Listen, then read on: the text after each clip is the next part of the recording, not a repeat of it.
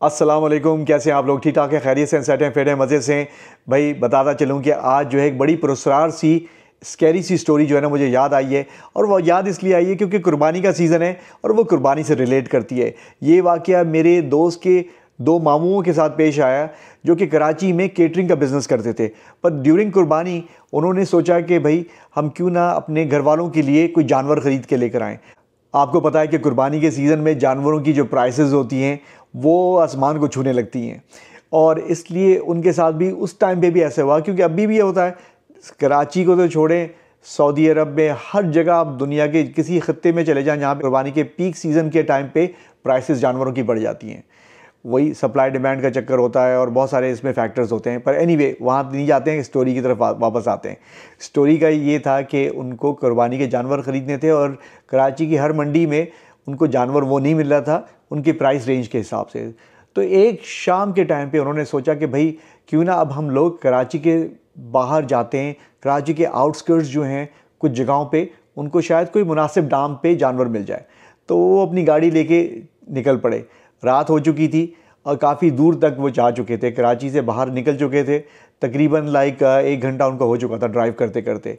तो एक जगह in the middle of nowhere उनको एक रास्ते से बाहर एक खैमा नज़र आया और खैमे के अंदर जो है कुछ रोशनी चल रही थी। तो ऐसा लगा कि हो ना हो इनके पास कुछ ना कुछ जानवर होंगे।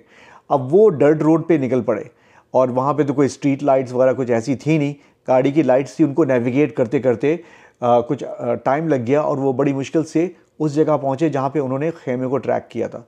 अब वहाँ पे खेमा तो उन्होंने देखा और ये देख के उनकी खुशी जो है बहुत ज़्यादा हो गई कि वहाँ पे जानवर भी थे, कुर्बानी के जानवर, बड़े बड़े बैल, सींगों वाले, काफ़ी तगड़े किस्म के जानवर। तो ये देख के उन्होंने कहा कि भाई शुक्र है, शायद कोई ना कोई अच्छे मुनासिब दाम पे यहाँ से डील मिल जाएगी। तो दोनों जो है गाड़ी बस बंद करके उतर गए और चलते चलते उस खेमे के पास पहुँचे। एक चीज़ उन्होंने अजीब सी महसूस की, वहाँ पे बच्चों के खेलने कूदने की आवाज़ें आ रही थी। लैंटर्न तो जल रही थी पर उनको कुछ बच्चे दिखाई दे नहीं रहे थे, पर उनकी आवाज़ें आ रही थी। और बैल जो थे वो बड़े ज़रा स्ट्रॉन्ग किस्म के, ख़तरनाक किस्म के लग रहे थे। मूनलिट नाइट का समय था और उसकी वजह से उनको आसपास की झाड़ियाँ वगैरह वाज़े तौर पे नज़र आ रही थी। तो उन्होंने ज़ोर से चिल्ला कर बोला कि भाई है कोई यहाँ पे? 3-4 दफ़ा कहने के बाद दूर से उनको किसी के चलने की आवाज़ आई। देखा एक बाबा जी आ रहे थे, बड़े स्ट्रेंज किस्म के बाबा जी, कोई गांव वाले देहाती टाइप के थे। लगता है कि ये खेमा और ये जानवर उन्हीं के थे। आके उन्होंने जो है पहले 2-3 दफ़ा जो है खकारा अपनी आवाज़ को, फिर बड़ी मुश्किल से उनकी आवाज़ निकली, हाँ कौन हो भाई, क्या बात है? उन्होंने कहा कि अंकल हम तो आए हैं यहाँ पे जानवर ढूंढने के लिए, आपके पास तो जानवर हैं? और उन्होंने कहा हाँ हाँ जानवर हैं मेरे पास, बैठो बैठो। तो बैठने के लिए तो भाई दरियाँ बिछी हुई थी वहाँ पे, तो वो उन्होंने कहा चलो बैठ जाते हैं दरी पे। तो बाबा जी ने कहा कि भाई तुम लोग इतनी जल्दी में क्यों हो? शहर के लोग तो हमेशा बस जल्दी जल्दी में होते हैं, आराम से बैठो और मैं तुम्हारे लिए क्या लेकर आऊँ? उन्होंने कहा भाई कुछ लाने की ज़रूरत नहीं है, बस हम आए हैं बड़ी दूर से, चाहते हैं जल्द से जल्द ये सौदा करें और जानवर यहाँ से लेके जाएँ।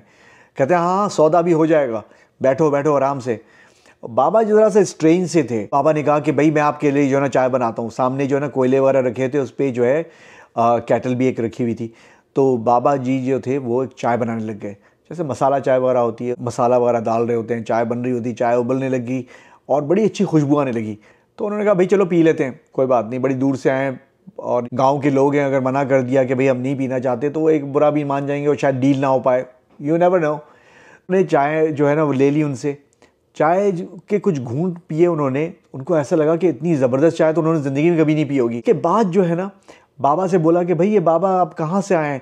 कहता है मैं बहुत दूर से आया हूँ और ये जो जानवर जो है ना मैं बेच दूंगा आप लोगों को, जो आपको चाहिए दाम वगैरह हम लोग सेट कर लेंगे, पहले मज़े से चाय जो है ना नोश फरमाइए। अब वो चाय के और कुछ घूंट पिए उन्होंने, तो उनको ऐसा लगा कि जो है ना जानवरों की आंखें जो है ना लाल लाल ज़रा से दिखाई देने लगी। ऑब्वियसली भाई रात का टाइम था, लैंटर्न चल रही थी, अब वो सही से तो देख नहीं सकते थे, पर वो आंखें वाज़े तौर पे जो है ना रेड रेड सी होने लगी। दोनों के सर जो हैं ज़रा भारी भारी से होने लगे। उनको ऐसा लगा कि अजीब सा महसूस होने लगा कि कोई मामला सही नहीं है। उसी टाइम पे उनको नींद के झोंके आने लगे। तो बड़े परेशान हो गए, भाई ये क्या हो रहा है? मतलब चाय पीने के बाद तो इंसान को जागना चाहिए। और भी उनकी जो है आंखें लगने लगी। तो उस वक्त उन्होंने ये महसूस किया कि बाबा जो है अजीब सी शैतानी कह के मारने लगा, ज़ोर ज़ोर से जो है ना कह के मार मार के उनकी तरफ देख रहा है, हंस रहा है। बड़े परेशान हो गए, अपने आप को बड़ा काबू पाया कि भाई नहीं सोए, आंख ना बंद हो उनकी। पर होने को क्या होता, आंखें उनकी बंद हो गई हैं, वो गहरी नींद सो गए। अब ये नहीं पता कि वो कितनी देर सोए, पर दिन का उजाला हो गया, आंखें खुली, सर भारी थे उन दोनों के। इधर उधर देखा, कोई नज़र नहीं आया। परेशान थोड़े से हो गए, फिर बड़ी मुश्किल से उठ के बैठे। दरी भी गायब थी, सामने जो कोयले जल रहे थे वो भी नहीं थे।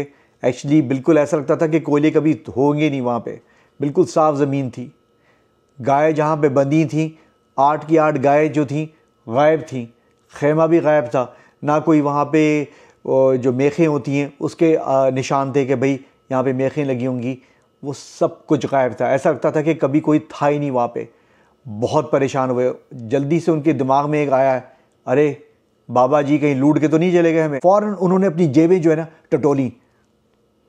भाई एक और हैरत की बात हुई, माल उधर ही था, रकम उनकी मौजूद थी दोनों की जेबों में। गाड़ी की चाबी देखी, वॉलेट देखा, सब कुछ था, गाड़ी भी खड़ी हुई थी। पर ये बाबा, उनकी बैल, खेमा कहाँ चले गए, बहुत बड़ी मिस्ट्री थी। तो दोनों जल्दी से उठे और फ़ौरन गाड़ी की तरफ गए, गाड़ी स्टार्ट की, वापस बढ़े। वापस जाते जाते बीच में एक उनको मस्जिद नज़र आई, तो वहाँ रुक गए और अंदर गए, वज़ू वगैरह किया। और इमाम साहब जो थे वहाँ बैठे हुए थे। उन्होंने कहा, भाई आप लोग बड़े घबराए हुए लग रहे हैं, खैरियत तो है, सब कुछ मामला ठीक है? तो उन्होंने इमाम साहब को जो है सारी बात बता दी कि भाई ये हमारे साथ माजरा हुआ था। इमाम साहब जो है सोच में पड़ गए। उन्होंने कहा कि कोई भी गाय के जो फुटप्रिंट्स होते हैं, कोई भी या इंसान के कुछ नज़र आए? उन्होंने कहा भाई कुछ भी नज़र नहीं आता, वहाँ पे ऐसा लगता था कि कोई जानवर चला ही नहीं है। हालांकि बैल अगर चलते हैं तो उसके फुटप्रिंट्स मिट्टी पे तो पड़ जाते हैं। कुछ भी नहीं था, ना खैमों के निशान, ना कोयले के आसार, ना दरी वगैरह, सब कुछ जा चुका था। इमाम साहब जो है ये सब कुछ सुन के सोच में पड़ गए, उनके माथे पे बल आ गया। उन्होंने कहा, हो ना हो तुम लोग की जो मुलाकात हुई है वो किसी और मखलूक से हुई है। ये ज़रा परेशान हो गए। उन्होंने कहा, वो कौन सी मखलूक हो सकती है? कहते हैं भाई अल्लाह की काफ़ी मखलूक है, पर एक जो वाज़े तौर पे लगता है कि तुम्हारी मुलाकात, वो बाबा जो था वो बाबा नहीं था, वो जिन था। और वो बैल भी जो थे उसी की कोई थे, जिनों की जो मखलूक होती है। और भी ये बात मानने को वो तैयार हो गए कि वो हो ना हो, कोई ना कोई और ही थी, वो चीज़ मखलूक थी। इस तरह से गायब हो गई जैसे गधे के सर पे से सींग। अभी तक वो जो है ये नाकाबिले फरामोश वाक़या उनको याद है। और मैंने भी जब सुना अपने दोस्त से ये वाक़या, तो मेरे भी रोंगटे खड़े हो गए। मैं सोचने में लग गया कि अगर उनकी जगह मैं होता तो मैं क्या करता। उम्मीद करता हूँ कि आपको ये स्टोरी पसंद आई होगी, तो उसको लाइक करना ना भूलें, शेयर करें। चैनल को सब्सक्राइब नहीं किया, सब्सक्राइब कर लीजिए। इंशाल्लाह आपसे अगले व्लॉग में होती है मुलाकात। अपना ख्याल रखिए, दुआ में याद रखिए। अल्लाह हाफ़िज़।